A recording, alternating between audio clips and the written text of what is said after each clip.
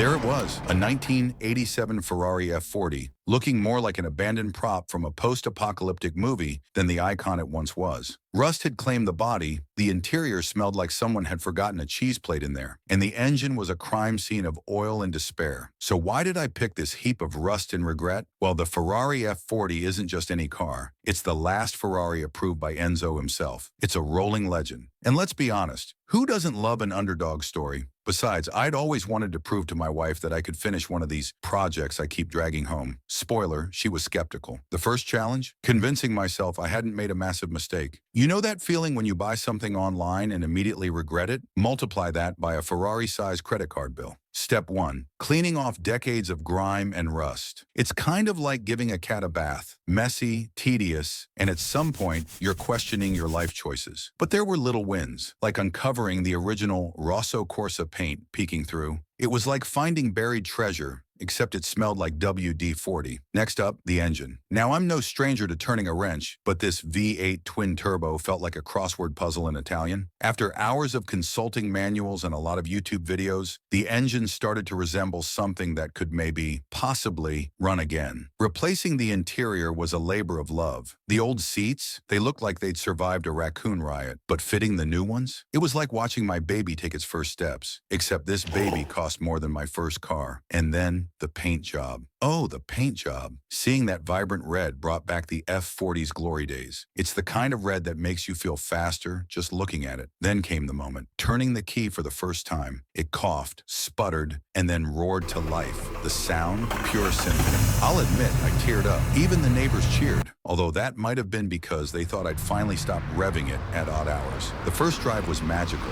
Hearing the turbo spool, feeling the wind, and knowing every nut and bolt had been touched by my own hands. It was surreal. Sure, there were a few rattles, but hey, who's perfect on their first try? Restoring this car wasn't just about the F40, it was about perseverance, about taking something broken and making it whole again. And it taught me patience, okay, some patience. So here's to the rust buckets and the dreamers who see potential in them. Because sometimes what looks like a disaster waiting to happen is really just a masterpiece in disguise. Now, if you'll excuse me, I've got some driving to do.